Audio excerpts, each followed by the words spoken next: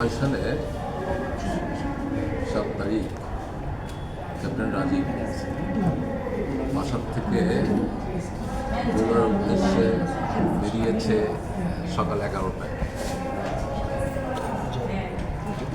বেরিয়ে বাসার অদূরেই যেতেই তাকে একটা ফোন কল পায় এবং ফোন কলে তার কোনো কর্মকর্তা ধরা দিয়েই সে বলছে যে আমি তাকে রাজমণি শাখা হোটেলে আসার জন্য বলে, এবং সেও বলছে স্যার আমি 5 মিনিটের মধ্যে পৌঁছে যাব।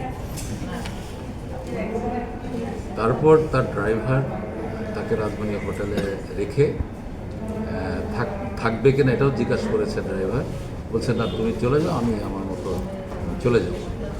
ড্রাইভার বাসায় গিয়ে বিষয়টা বলছেন যে ভাইয়াকে রাজমণি হোটেলে নামিয়ে দিয়ে আসছে, ভাইয়া বলছেন যে তুমি চলে যাও, আমি আমার মতো চলে যাব। তারপরের থেকে ফ্যামিলিতেও ওইভাবে কোনো কিছু চিন্তা করেনি, তার কোনো বিপদের মধ্যে আছে কি না আছে এগুলো চিন্তা করে। মানে বিকেল পর্যন্ত যখন যোগাযোগ করে নেই তখন ওর মা কিছুটা টেনশন নিয়েছে। ঠিক 7টার দিকে বাসায় ওর নাম্বার থেকেই রিং দিয়েছে, এবং সেই রিং যখন দিয়েছে তখন ওর কণ্ঠে আম্মু আম্মু শব্দ শুনেছে, এবং পাশাপাশি আবার ওর বোন যেটা শুনেছে যে বল বল এই ধরনের শব্দ শুনেছে। কিছুক্ষণ ওর মাকে যখন শোনার জন্য দিয়েছে ওর বোন, ছোটো বোন, তখন ওর মা শুনতেই নাম্বারটা কাটেল হয়ে গেছে। এরপরে কিছুক্ষণ পর প্রায় 7:30টার বগুড়া ক্যান্টনমেন্ট থেকে তার মৃত্যুর বিষয়টা প্রথমত ফ্যামিলিকে জানায়।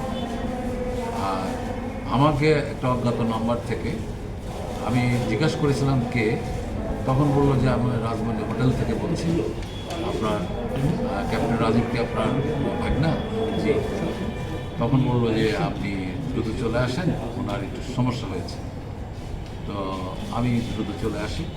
আসার পরে তাকে মৃত অবস্থায় দেখতে পাই, এবং বিভৎস মানে যে বাহ্যিক দৃশ্য সেটা খুব বিভৎস লেগেছে।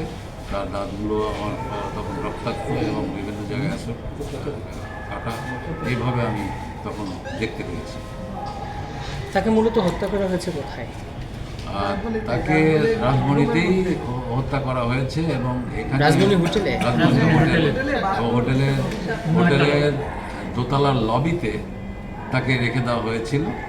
এখন উপর থেকে তখন অবশ্য অনেকে বলার চেষ্টা করছিল উপর থেকে মানে সে নিজেই করেছে, কিন্তু আসলে ঠিক না, কারণ লবিটা এই কার্নিসটা প্রায় 12 থেকে 14 ফিট হলো চওড়া। উপর থেকে এটা আসলে করার কথা। আলটিমেট হচ্ছে যে আপনাকে ফোন দিল এই হোটেলের, রাজমন হোটেলের, ও আপনাকে কি বলছে? এটা বলছে যে হোটেলের মধ্যে আমার একটা ক্লিং।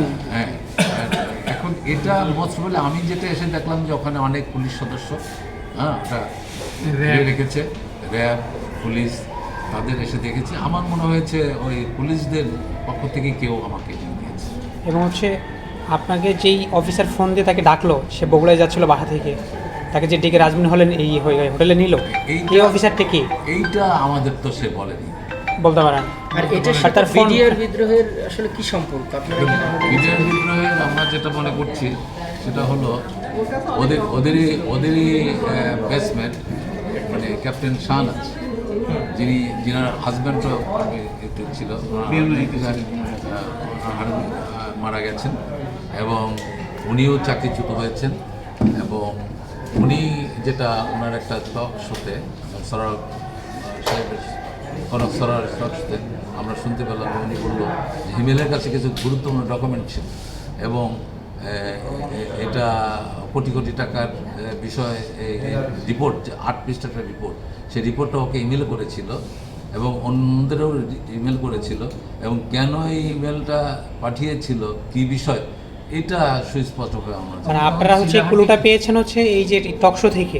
তারপরে থেকে আপনারা এটা নিয়ে আবার থেকে আমরা পাওয়ার পরে আপনি অন্যান্য কলিগদের সাথে কথা বলেছিলেন যে ওনার সাথে কোনো ধরনের কারো শত্রুতা ছিল কিনা বা ভিতরে তো হ্যাঁ, নিশ্চয়ই ওনার কলিগদের বন্ধু সঙ্গে বান্ধব বা যারা কলিগদের আছে। সঙ্গে কথা বলেছিলাম, ও খুবই সাবলীল মানে বিহেভিয়ারের অধিকারী ছিল, কারোর সঙ্গে তেমন ও যখন চিলাহাটিতে কাজ না তারা কি কোনো Border- ক্লু দিয়েছিল আপনাদের না, যে তারা এই কোনো- কারণে এটা তারা হতে কোনো- পারে না চিলাহাটি বর্ডারে যখন ও ডিউটি ছিল যৌথবাণী ছিল বর্ডারে, তখন ওই বর্ডার এলাকায় ওর সাথে কিছু লোকের হয় ওর থেকে আপনার কাছে কি মনে হচ্ছে এটাই কারাযুক্ত থাকতে পারে কোনো দলীয় কোনো না প্রভাব ও আছে ছিল কিনা? ও ছিল এটা আরো- সৎ মাইন্ডের একটা অফিসার এবং দেশপ্রেমিক, তাই ওটা মেনে নিতে পারে না।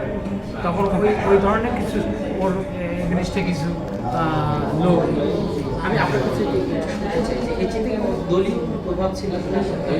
এটা আমার মনে হচ্ছে যে আমরা যখন মামলার জন্য গেছি, আমাদের আমার